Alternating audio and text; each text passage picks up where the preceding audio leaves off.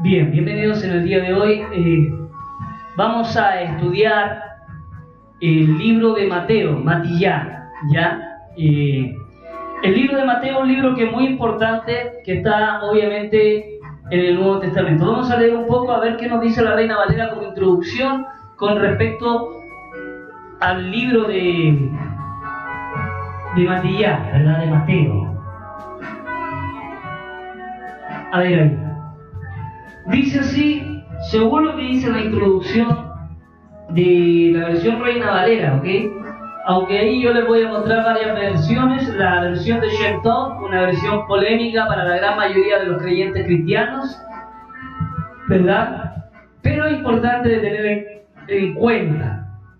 Tenemos la versión Reina Valera 1960 y también, ¿verdad? La versión Kadosh, ¿ya? Que es la versión que nosotros estamos utilizando. Para comenzar vamos a leer esta pequeña introducción, ¿verdad? Un explicativo, más o menos de qué trata el libro de Mateo, que es importante que nosotros tenemos que conocer lo que creemos, tenemos que tener un poquito de entendimiento. A lo mejor no lo es todo, a lo mejor hay mucho más información que desconocemos, pero lo que tenemos que tratar de saberlo y saberlo bien. Como introducción dice, este evangelio, o esta buena noticia, ¿verdad?, responde a un nombre griego, del hebreo Matai, abreviatura de Matanyá, pero nosotros conocemos como Matillá, ¿ya?, que es el nombre hebreo original de aquel que lo escribió, ¿ya?, que significa, y aquí le pusieron regalo de Dios. Pero como recordemos que el nombre casi de todos los discípulos del Mashiach, los profetas llevaban el nombre del Padre, entonces sería regalo de Yah, que significa regalo de el yo soy o el yo seré. Eso estaría significando el libro, ¿ya? Regalo de Yah. Porque aquí la versión esta dice regalo de Dios. Sabemos que la palabra teos, ¿verdad?, no corresponde al nombre del Creador, y antiguamente, sobre todo en los textos hebreos, primeramente, ¿verdad?, siempre se le atribuía algo que pertenecía al Creador. Por eso sus profetas, ¿verdad?, Jeremías llevaba el nombre del Padre Celestial, Yeshayá, ¿verdad?, siempre estaban llevando el nombre del Creador. Sigo leyendo. Lo escribió uno de los 12 Talmidim. La versión normal dice apóstoles de Jesús, sabiendo y entendiendo primeramente que la letra J no existía hace 300 años, entonces nosotros corregimos este error y le llamamos Yeshua, como es su nombre original. Aunque su nombre no aparece en todas las listas de los más cercanos discípulos del Adón, en Mateo 10.3, en Marcos 3.18, Lucas 6.15 y Hechos 1, verso 13, solo Mateo 10.3 informa que el autor del Evangelio de las Buenas Noticias era publicano.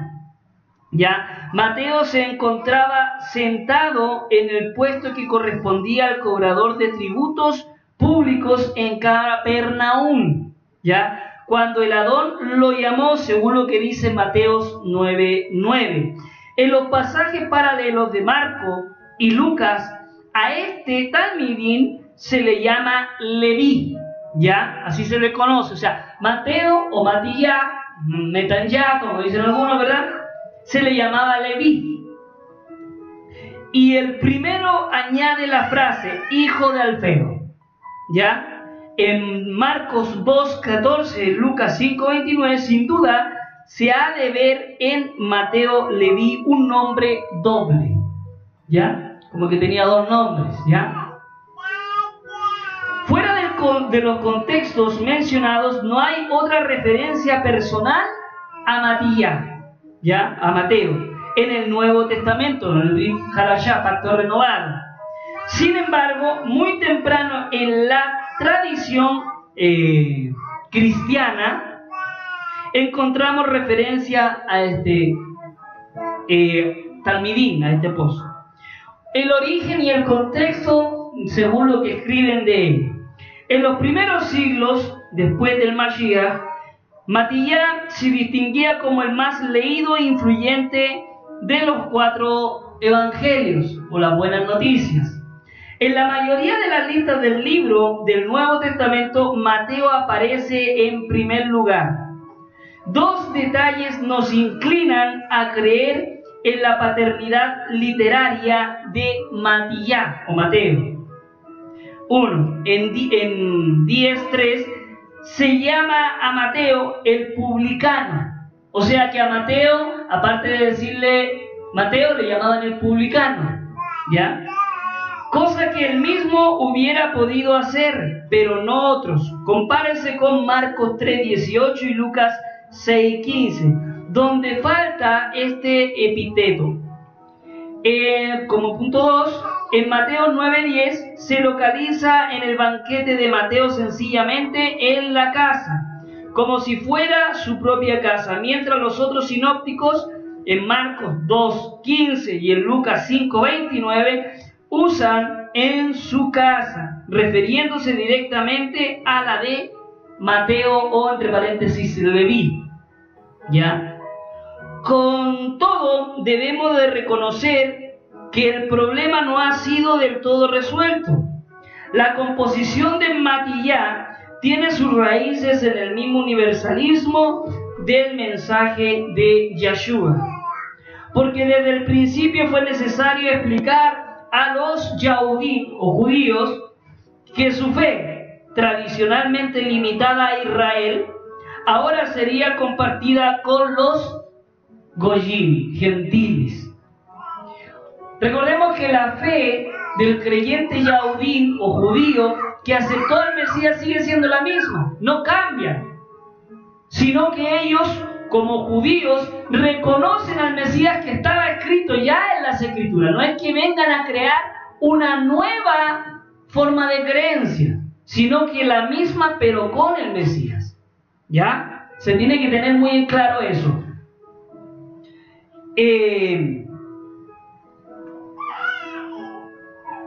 Tradicionalmente limitada a Israel, ahora sería compartida con los Goyim. Al comienzo, los judíos no comprendieron lo que ello, ¿verdad?, implicaba, y aún después de iniciada la misión de los gentiles, pensaron que esto tendría que satisfacer todos los requisitos del judaísmo para entrar en el reino.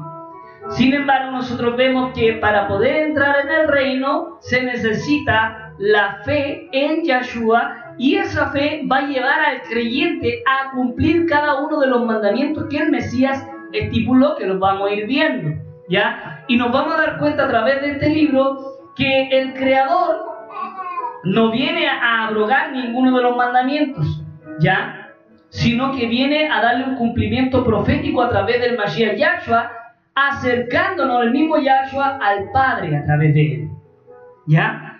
Dice: así que el problema de Mateo es que de explicar como el reino de los cielos, claramente profetizado en el Antiguo Testamento, será dado no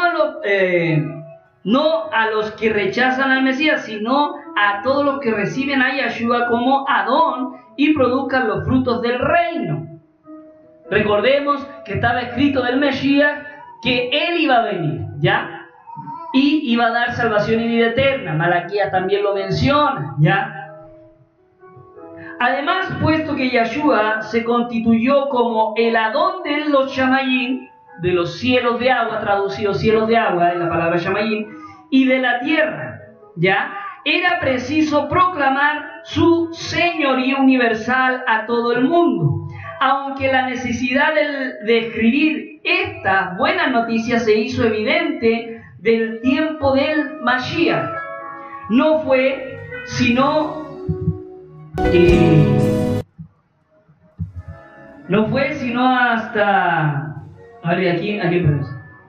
hasta poco después de iniciada la misión de los Goyim. Recordemos que el Mesías en los 3 evangelios hace una comisión antes de que vayan a los gentiles, que la vemos en el libro de Hechos capítulo 2, ¿ya? Esa misión comienza a los gentiles después de aquella después de aquella manifestación gloriosa del Ruach HaKodesh en todos los creyentes en el libro de Hechos capítulo 2. Ahí se manifiesta el don de lenguas, ¿verdad? Y se empieza a profetizar a todos, ¿verdad? Venían de cada ciudad, de cada uno entiende en su propio idioma las maravillas del Creador. En ese momento comienza la proclamación real, genuina y auténtica hacia todos los gentiles. Y aún más tarde, el agudizante durante el siglo I, la oposición judía hacia los primeros creyentes, ¿ya? Recordemos que aquí en las versiones normales van a haber una oposición hacia el cristianismo, pero nosotros sabemos que el cristianismo comienza con Constantino, pero antes del 325 habían verdaderos creyentes, ¿ya? Es importante tener en cuenta, el cristianismo no existía como tal. El cristianismo se impone por Constantino, creando la religión cristiana, pero antes de eso sí habían creyentes que habían recibido el Mashiach Yahshua, pero se levantó esta otra religión conocida como el cristianismo cristianismo que pasa por el catolicismo y de ahí empiezan a salir las hijas, como empiezan a salir todas las denominaciones que en la actualidad conocemos. Cuando se halló la verdadera ocasión para su composición, por eso se han sugerido fechas que van desde la quinta década hasta la novena, ¿ya? Siglo V, ¿verdad? Y hasta el noveno. Entonces vemos de ahí que empiezan a salir escritos, ¿ya? Pues vamos a ver el texto de Shem Tov que aparece prácticamente en el primer siglo. Entonces eso nos da un poquito más de veracidad. El mensaje principal del libro de Matillá o Mateo dice: el tema central preponderadamente es sin duda una verdad teológica, se podría decir, entre comillas, ¿verdad? Más que nada, la doctrina genuina se basa en el reino de los chamayim, o sea, de los cielos de agua, ¿verdad? Viene primero en forma espiritual. ¿Por qué? Porque primero el Creador te cambia tu corazón para después cambiar la parte externa de tu vida, ¿ya? Invisible y personal. Todo esto prácticamente se hace invisible en el sentido de que como es espiritual no se puede ver, pero se comienza a ser visible cuando empiezas a cambiar de acciones. Antes de irrumpir esperaban los judíos en su manifestación pública, política y visible. Esto no excluye, sino que más bien implica un mandato a procurar realizar las condiciones del reino aquí y ahora mismo, mientras la comunidad creyente guardaba su realización final con la venida escatológica del Mashiach. En otras palabras, los judíos esperaban una manifestación política, una manifestación en toda la... Y por eso ellos rechazaron esta venida, ¿ya? Porque consideraban que no era. Pero todo lo que hacía el Mashiach era real y genuino. Entonces, todo lo que vamos a ver tiene que hablar con el reino de los chamayim, la manifestación del Hijo, ¿verdad? Y en cómo el mismo Hijo nos menciona su segunda venida a futuro. Por eso vamos a leer el libro de Mateo, que después nos vamos a ir viendo los otros buenas noticias o conocido como evangelios. Bien, ya con esta introducción al libro de Matillá, vamos a proceder a leer el primer capítulo del libro de Mateo, ya conocido como Mateo. Dice así esta versión del verso 1 al 25. Como que me queda un poquito... Ahí sí. Bueno, más o menos. Bien. Vamos a... Permítanme antes de... Vamos a detener esto. Ahí sí. En el poderoso nombre de Yahshua. Dice... Libro de Matillá, capítulo 1, verso 1 en adelante, dice: esta es la genealogía de Yahshua HaMashiach, hijo de David, hijo de Abraham. Sigo leyendo. Vamos a ver aquí. 2. Abraham fue el padre de Isaac. Isaac fue el padre de Jacob, fue el padre de Yehudá y sus hermanos. Yehudá fue el padre de Peret y Serah. Su madre fue Tamar. Peret fue el padre de Esdrón. Esdrón fue el padre de Ram. Ram fue el padre de Aminadab. Aminadab fue el padre de Nahshón. Nahshón fue el padre de Salmón. Salmón fue el padre de Boaz, su madre fue Rabá. Boaz fue el padre de Obed, su madre fue Ruth. Obed fue el padre de Yishai. Yishai fue el padre del rey David. David fue el padre de Shlomo. Su madre fue la mujer Uriyá. Shlomo fue el padre de Rehabeam. Rehabeam fue el padre de Abiyá. Abiyá fue el padre de Asa. Asa fue el padre de Jehoshaphat.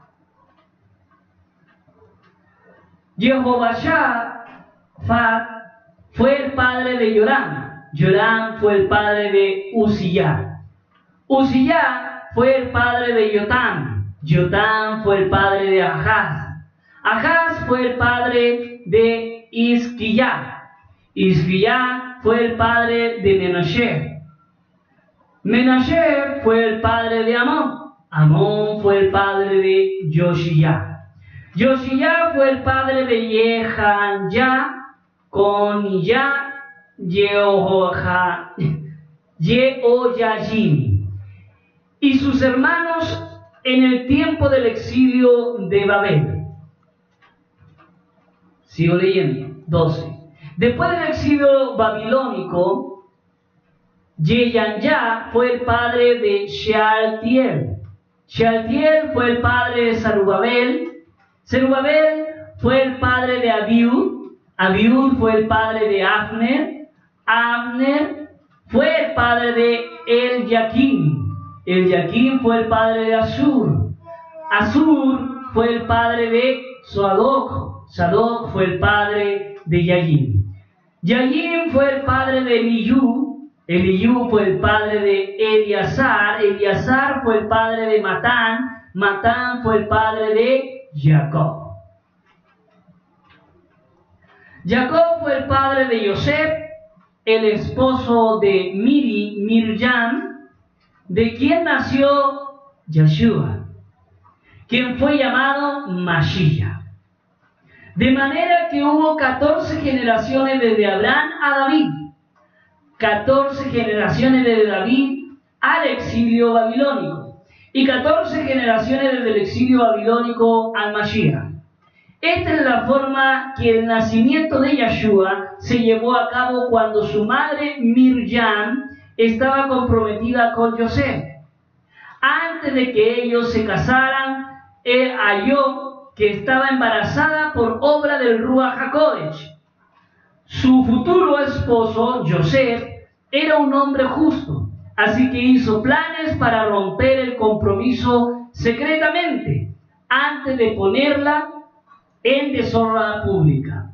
Pero mientras él pensaba esto, un malaj de Yahweh se le apareció en un sueño y dijo: Yosef, hijo de David, no tengas temor de llevarte a Miriam a tu casa como tu esposa, porque lo que ha sido concebido en ella del Ruach HaKodesh es. Ella dará a luz un hijo y tú le llamarás Yeshua, que quiere decir Yahweh salva, porque él salvará al pueblo de sus pecados. Todo esto aconteció para que se cumpliera lo que Yahweh había dicho por medio del profeta: la Virgen concebirá y dará a luz un hijo, y a ellos le llamarán Immanuel. El nombre significa Elohim con nosotros. Cuando Yosef despertó, hizo lo que el malaj de Yahweh le había dicho. Llevó a Miriam a su hogar para que fuera su esposa. pero no tuvo relaciones sexuales con ella hasta que dio a luz a su hijo y le llamó Yeshua. Entonces vemos aquí, en este primer capítulo del libro de Matillá, o sea, Mateo, ¿ya? Esto aparece en todas las Biblias. Entonces vamos a ir analizando un poquito, vamos a ver en el primer paso. Nos habla de la genealogía, ¿verdad? De el hijo del creador, de los chamayín, de los cielos y de la tierra, ¿verdad? Nos está contando un poco su descendencia. Es como contarle usted a sus nietos quién fue su papá, quién fue su abuelo, quién fue su bisabuelo, ¿verdad? Es la misma forma que nos está contando la Escritura quiénes fueron sus antepasados, quién fue su árbol genealógico, ¿ya? Es para que nosotros podamos tener en cuenta esto. Vamos a ver qué nos dice las Escrituras. Y aquí vamos a ir leyendo algunos comentarios. Dice, esta es la genealogía, ¿ya? Matillá nos da la genealogía de Yeshua para demostrar que él cumple con los requerimientos establecidos en el Tanaj, para quien el Mesías tiene que ser descendiente de Abraham, ¿ya? Según en Génesis 22:18 dice que tiene que ser descendiente de él. De Jacob, número 24:17, y de Yahudá, Génesis 49:10. De Yishai, Isaías 11:1, y de David. Ya recordemos que decían que tenía que ser el hijo de David, ¿verdad? Según lo que expresa segunda de Samuel 7:13, y de Zorobabel en Ageo 2 del 22 al 23. ¿Ya? Hamashiach, hijo de David, hijo de Abraham. Minuciosamente investigado, Yahshua es el nombre de nuestro Mashiach. Yahshua es la forma corta, puesto que el nombre, sobre todo nombre, según lo que dice Filipenses 2:9, es ese nombre, que es por sobre todo nombre.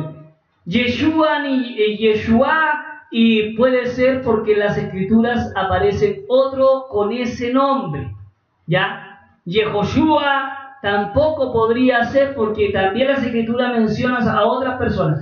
Por eso el nombre Yeshua tiene que ser el nombre verdadero del Mesías, porque no existe otra persona que se llame igual en todas las Escrituras. Sin embargo, el nombre Yeshua, Yehoshua, Yahoshua, esos nombres sí aparecen, y hay otros personajes que lo tienen. Por lo tanto no cumpliría el propósito que dice Filipenses 2:9, que dice que es un nombre por sobre todo nombre.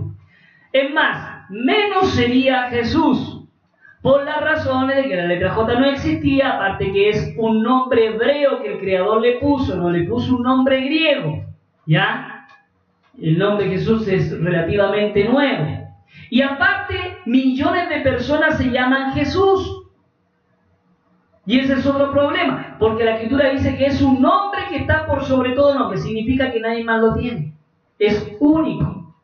Aparte que este nombre iba a llevar el nombre del Padre, ¿ya?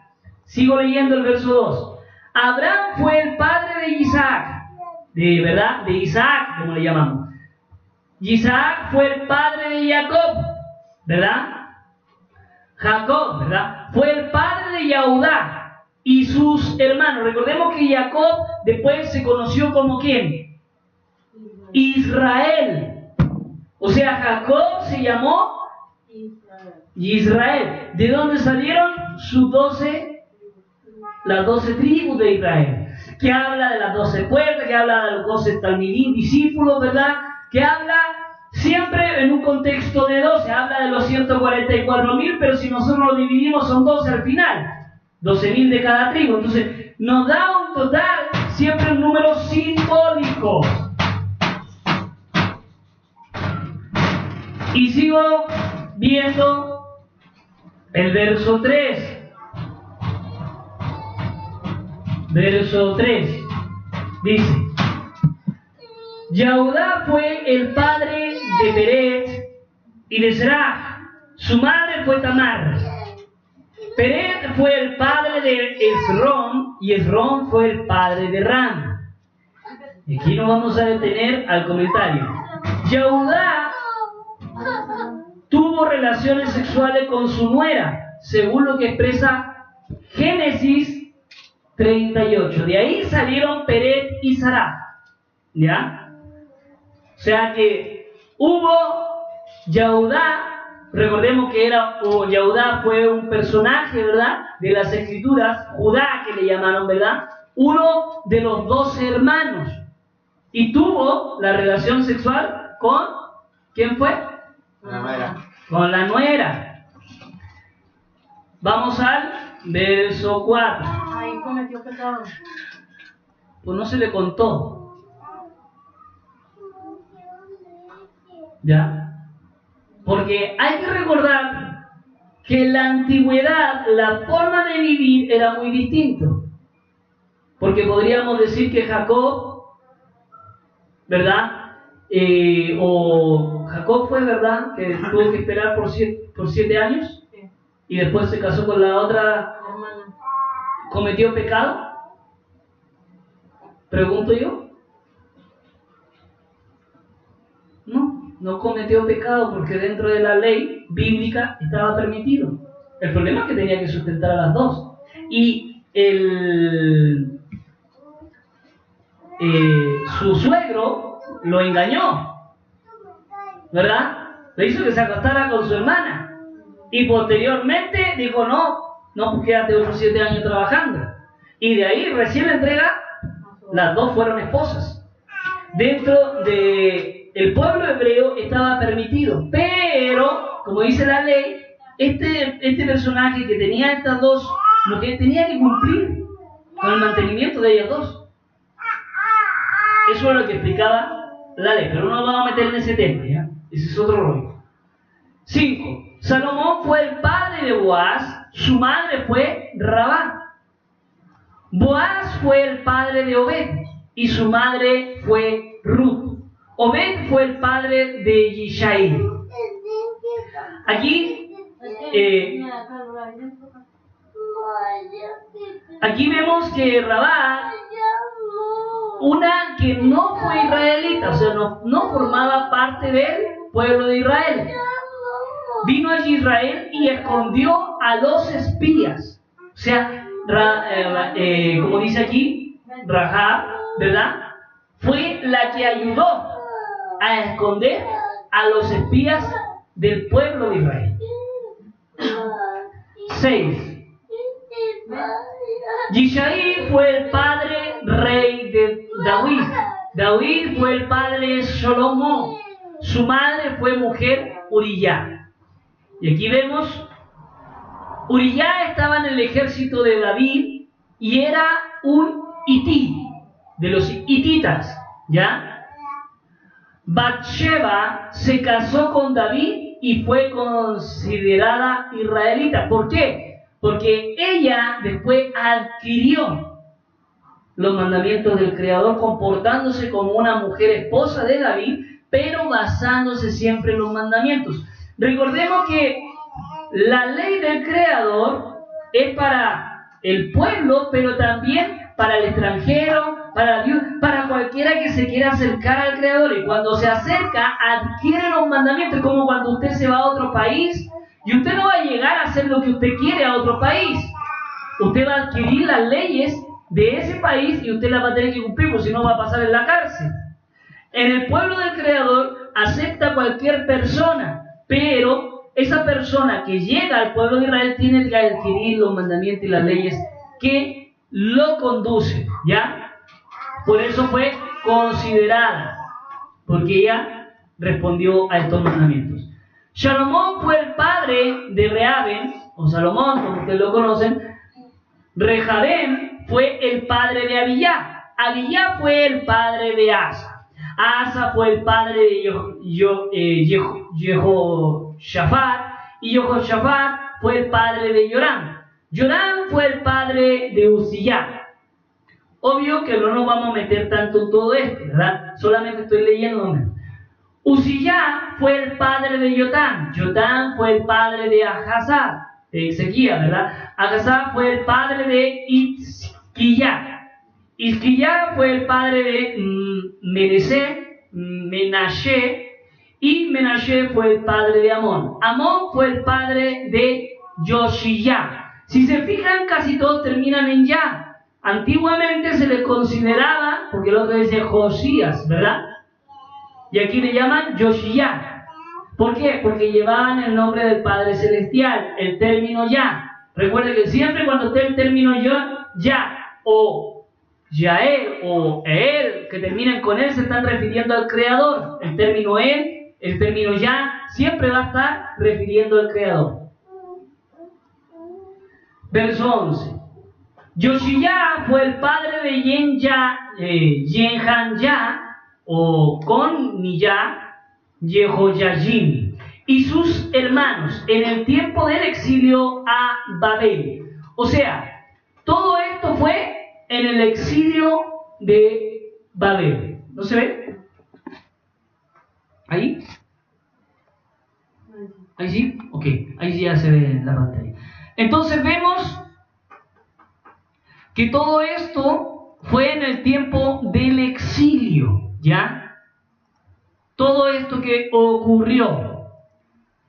Yahweh puso una maldición en Jehoiakim, según lo que dice Jeremías 22, del 24 al 30, pero fue removida en su nieto Zorobabel, ¿ya? En Ageos 2, del 20 al 23. Entonces, el Creador cuando pone la maldición, después la quita, ¿ya? Es como cuando decimos lo que el Creador, cuando cierra una puerta, abre otra. Y cuando abre otra, cierra otra, ¿verdad? Lo que Él da, también lo quita, ¿verdad? Es como esa forma. Entonces el Creador ha hecho eso. Verso 12. Después del exilio babilónico, aquí es donde viene todo. Entonces vamos viendo la genealogía del Mesías, ¿ya? 12. Después del exilio babilónico, Jehanyá fue el padre de Shealtiel. Shealtiel fue el padre de Zerubabel. Entonces aquí lo vemos, ¿verdad? Jeconías, ¿verdad? Salatiel y Saltiel y Zorobabel, ¿verdad? Zerubabel fue el padre de Abiud, ¿ya? Abiud fue el padre de Abner. Abner fue el padre de Eliakim. Y Eliakim fue el padre de Ashur. La otra versión dice Azor, ¿verdad? A ver.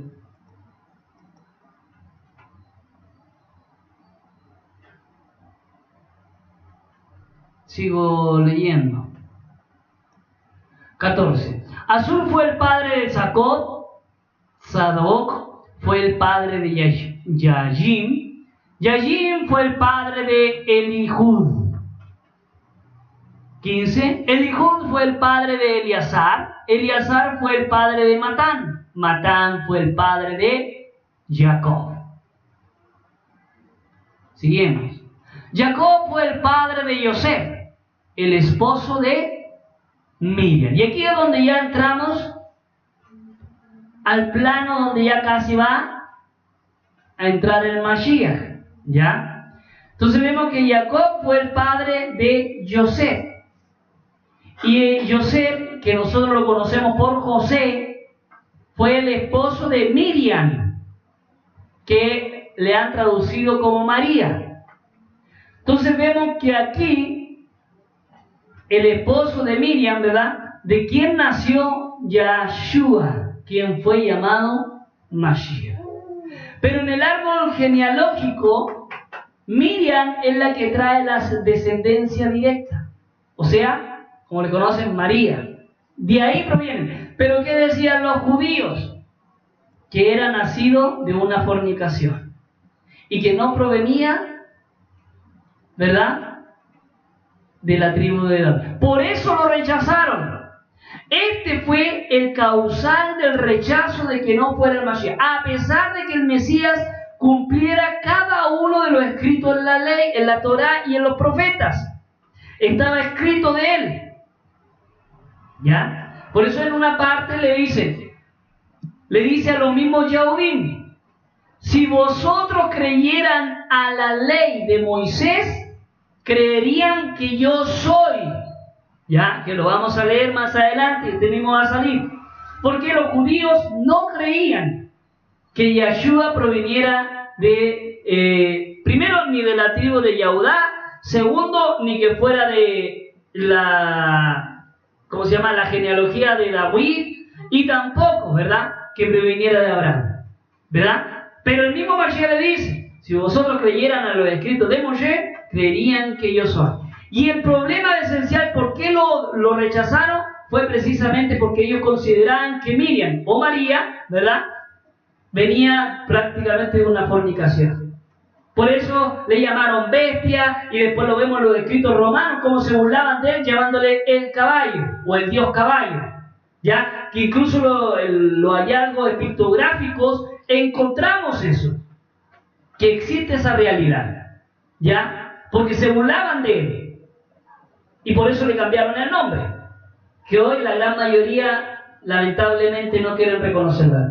17. De manera que hubo 14 generaciones desde Abraham a David. ¿Cuántas generaciones hubo? 14. ¿Desde quién? Desde Abraham hasta David. 14 generaciones desde David al exilio babilónico. Y 14 generaciones desde el exilio babilónico hasta al Mashiach. Y aquí es donde empezamos a ver el nacimiento del Mashiach. ¿Ok? Esperando desde que ya más o menos vamos entendiendo un poquito cómo está el rollo. ¿Ya? O sea, punto importante. Tenemos que entender que el judaísmo rechazó al Mashiach porque prevenían o consideraban de que era producto de una fornicación. Por eso no lo aceptaron. Porque ellos sabían que el poder provenía prácticamente del Creador. Ellos veían los milagros, ellos veían cómo lo recibieron, ellos vieron todo eso. No podían negar eso. Pero el hecho del tema de la fornicación es como que, ¿verdad? De ahí. Verso 18. Ahí usted podrá estar viendo en pantalla las tres versiones, dice. Biblia Kadosh. Esta es la forma en que el nacimiento de Yahshua se llevó a cabo. Cuando su madre, Miriam, estaba comprometida con Yosef. Antes de que ellos se casaran, se halló que estaba embarazada por obra del Ruach HaKodesh. Entonces nos damos cuenta que antes de que se casaran ya estaba embarazada. Ese antes de que la mujer estuviera embarazada, antes de casarse, se consideraba un pecado fornicación. Ahora usted podrá entender por qué en los sistemas religiosos, ¿verdad? Ahora ven jovencitas, todavía no están ni casadas y están esperando. Y no se han casado. Independiente sea la parte litúrgica, entre comillas, ante el Creador, o en la parte del ser humano en el sentido de, ¿cómo le llaman? La ley del hombre. El problema aquí no es si la ley del hombre, porque cuando tú tomas el casamiento, sea incluso la misma ley del hombre, el casamiento lo creó el Creador. Por lo tanto, el hecho de casarte por la misma ley del hombre, te estás casando delante del Creador igual. Porque hay testigos, ya que el casamiento lo creó el Creador. Entonces, en esa época se consideraba un pecado el estar prácticamente embarazada antes de casarse. Y ese es el problema que ocurre. Esta es la forma en que el nacimiento de Yahshua se llevó a cabo, cuando su madre, Miriam, estaba comprometida con Yosef antes de que ellos se casaran. O sea que Yosef, como le conoce usted, José, ya estaba comprometido, pero se vio que estaba embarazada. Como ahora, si en la actualidad ocurriera eso, de que imagínense, están a punto de casar y su prometida estuviera embarazada esperando. ¿Usted cree que le pueda decir, no, fue el Espíritu Santo? No, porque esto solamente ocurría una vez para dar a conocer el Mashiach. se halló que estaba embarazada por obra del Ruach HaKodesh. O sea, se reconoce que fue, y Yosef reconoce esto, porque se le manifestó un mismo malaj diciéndole, espérate, vamos a seguir leyendo. Verso 19. Su futuro esposo, Yosef, era un hombre justo. ¿Cómo era Yosef? Hombre justo. Así que hizo planes para romper el compromiso secretamente antes de ponerla en deshonra pública. Se perdió. ¿Ah? Se perdió. ¿Se perdió? Sí. ¿Ahí? No. No. Ahí. Entonces vemos que Yosef empieza a planear porque ve que está embarazada su prometida y ya la quiere despedir. ¿Por qué? Porque estaba embarazada y él no había sido el culpable. ¿Ya? Y por eso dice, quería romper el compromiso secretamente. O sea, no lo quería anunciar a nadie. Antes de ponerla en qué? Deshonra pública. Porque si hallaba una mujer que no había tenido relaciones sexuales, ni siquiera se habían casado, porque la relación sexual provenía después de que se casaban, ¿verdad? No antes. Entonces ya estaba en pecado según la mentalidad de la ley, ¿verdad? Estaba escrito. El problema aquí no era eso, sino que lo que no sabía Yosef es que el mismo Creador a través del Ruach la había dejado esperando. Por eso se le avisa. Pero él quería ponerla en deshonra públicamente. ¿Por qué? Porque estaba escrito en la ley que si alguien pecaba, se exponía a todo el pueblo. ¿Ya? Y ahí entraba, ¿verdad? A apiedrar a esa persona que había pecado. Que ojo, que después vemos nosotros como el Mashiach, que lo vamos a ver más adelante, como dice, el que esté libre de pecado, que lance la primera piedra, ¿verdad? Entonces nos damos cuenta, ojo, el Mesías no abolió ese mandamiento. Simplemente dijo, a ver, cualquiera que no tenga pecado puede tener autoridad para apiedrarla. Pero como todos habían pecado, pues no podían apiedrarla. Automáticamente el mandamiento pues, sigue vigente, pero ¿quién en la humanidad podrá decir no tengo pecado? Nadie. Por eso no podían aplicar eso. Ahora sigo leyendo. Entonces, Yosef iba a poner en la público, iba a decir, ella me deshonró, todavía no estoy ni casado, ya está embarazada, mátenla. Pero él secretamente ya estaba planeando cómo lo iba a hacer. Porque me imagino que debe haber sido bien difícil para él el aceptar, primero, como esposa, y segundo, que el hijo no sea de él. Imagínense el conflicto si lo lleváramos a este tiempo. 20. Pero mientras él pensaba esto, ¿mientras qué? Pensaba. O sea que él estaba meditando ocultamente y seguramente se preguntaba ¿por qué me pasa esto a mí si yo a ella la quería y voy a tener y nos íbamos a casar y tengo un plan y de repente me sale con esto? Él estaba pensando en cómo poder ponerla en evidencia. Un malaj de Yahweh, o sea, un mensajero del Creador, se le apareció en un sueño. ¿Dónde se le apareció? En un sueño. En un sueño. O sea que él estaba pensando, seguramente se quedó dormido y se le aparece en el sueño.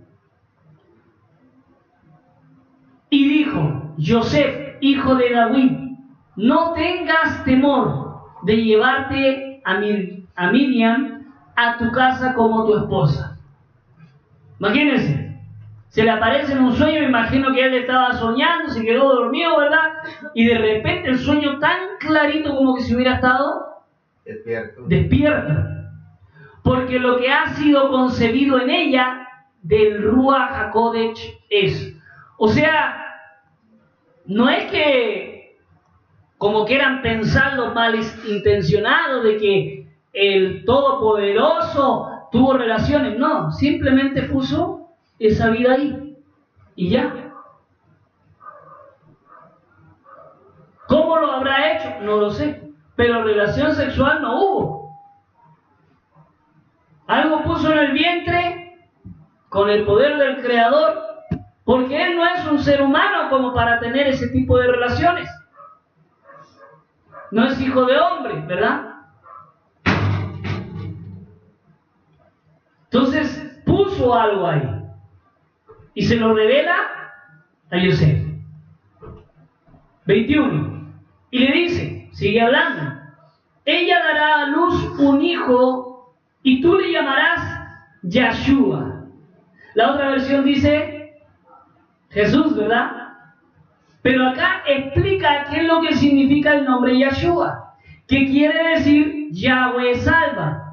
Recordemos que la palabra Yah significa yo seré o yo soy, y la palabra Shua significa salvación, cumpliendo la profecía de Yeshayá o Isaías, que dice yo mismo iré y los salvaré.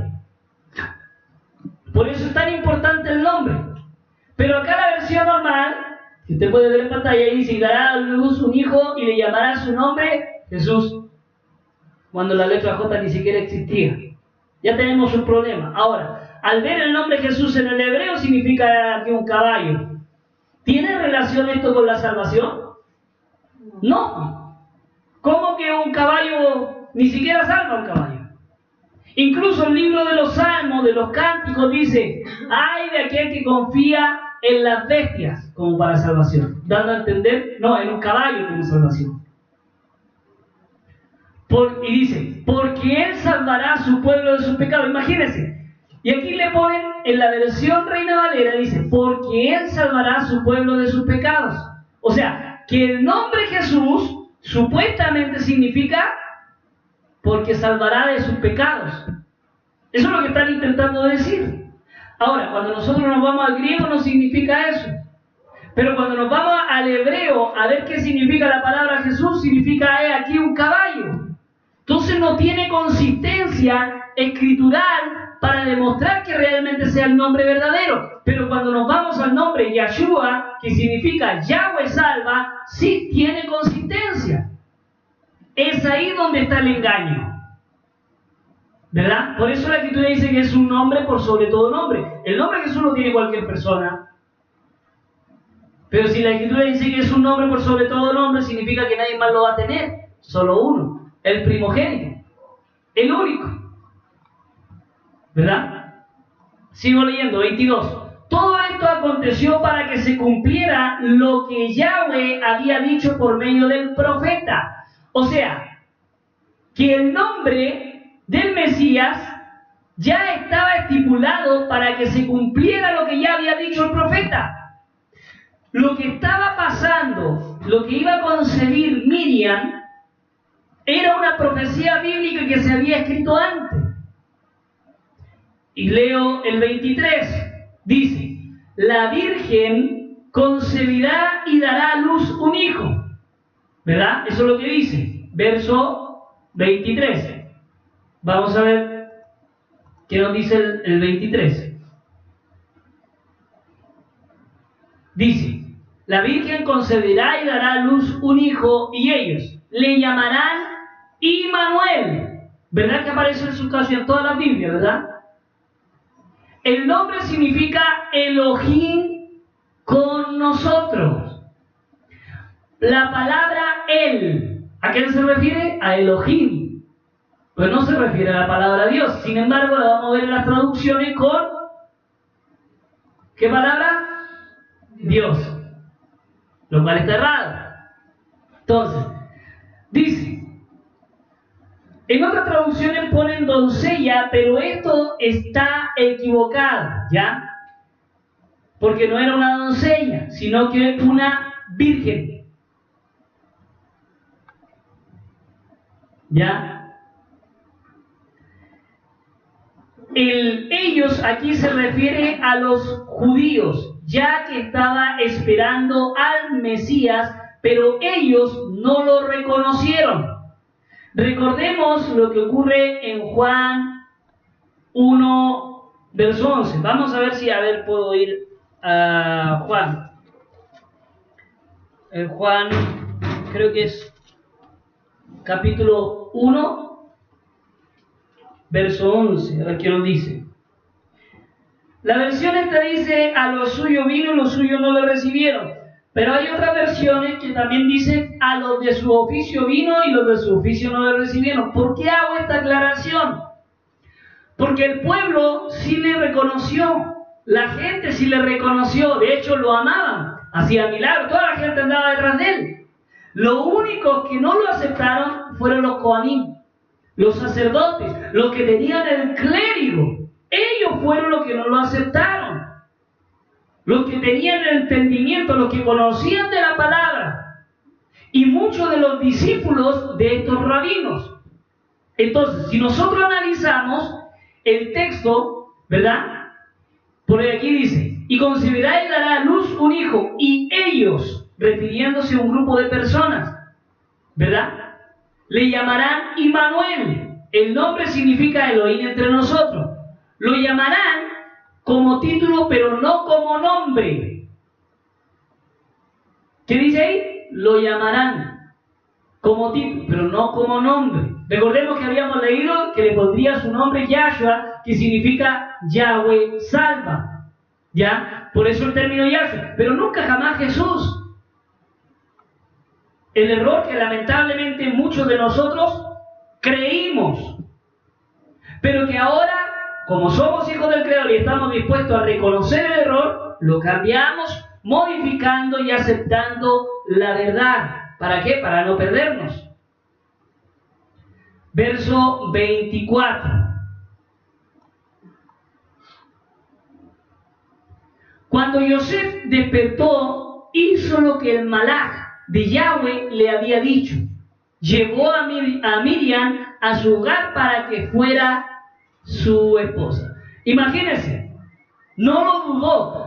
Me imagino que el sueño que ha tenido tiene que haberlo visto muy real, muy claro. Es como cuando usted sabe que ese sueño es real, que tiene que hacer algo. Hay gente que a veces se despierta con sueño y no se lo puede quitar de la cabeza. Y resulta que después pasa algo con respecto al sueño. Se cumple al pie de la letra. Entonces me imagino que Yosef tiene que haber interpretado correctamente el sueño y por eso va ante Miriam y le dice y la toma como esposa.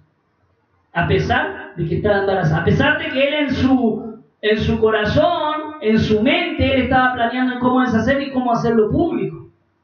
Y el Creador, a lo mejor él tanto estar pensando, se quedó dormido y le reveló todo esto y le dijo, espérate. Tú le vas a poner de este nombre y le vas a llamar, porque todo esto significa. El malaj en el sueño le reveló todo. Recordemos lo que pasa con Enoc. También le hace la misma revelación a Enoc, en el sentido de lo que está pasando. Y hay muchas revelaciones a través de los sueños que el Creador siempre está utilizando. Recordemos a José, ¿verdad? En Egipto. En cómo él le hace la revelación del sueño. De otra persona, obviamente, el sueño. Pero se lo revela a José. Recordemos que los dones, interpretación de sueño, ¿verdad? Hay dones. 25. Pero no tuvo relaciones sexuales con ella hasta que dio a luz a su hijo y le llamó Yahshua. ¿Por qué le llamó Yahshua?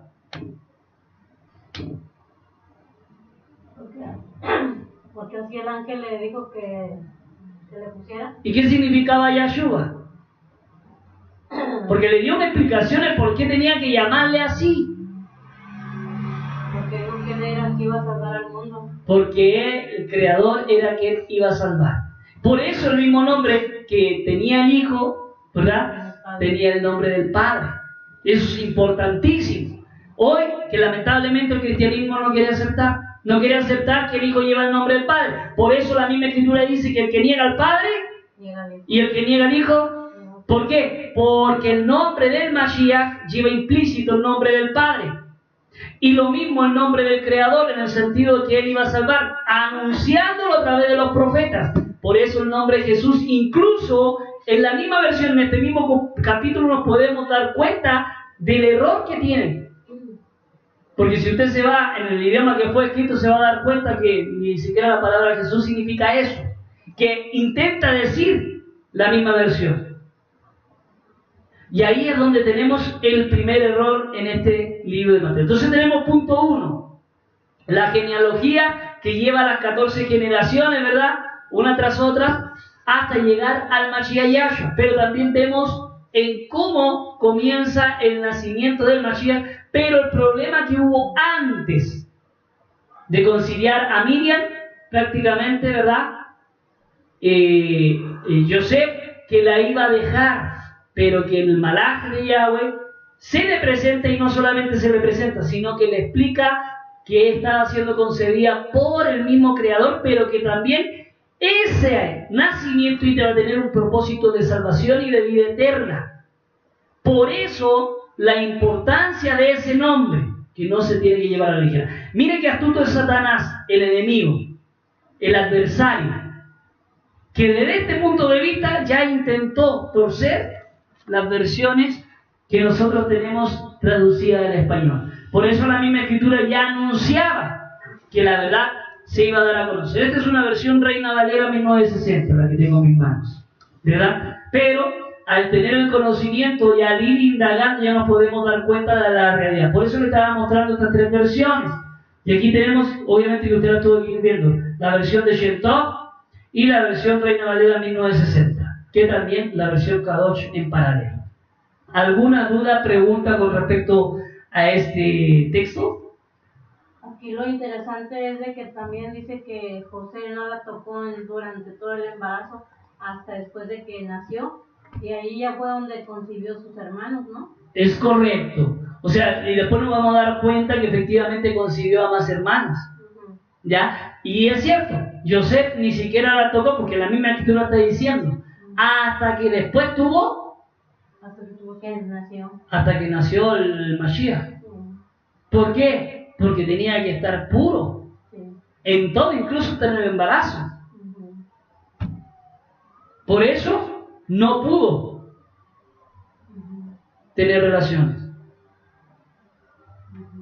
Es interesantísimo cómo el Creador nos explica a través de la misma Escritura toda esa maravilla con lo que fue. Obviamente tuvo que haber sido una persona como cualquier otra, pero con una preocupación especial. Convicción. Y con una convicción especial, ¿verdad? Que solamente podía provenir de parte del Creador. ¿Alguna otra duda? ¿No? Ninguna. Bien, entonces lo estamos dejando hasta ahí el primer capítulo del libro de Mateo, que es importante. Vamos a... Bien, entonces nos estaría quedando pendiente, estamos recién empezando y estaríamos viendo después el capítulo 2. El capítulo 2. Que Yahweh nos bendiga.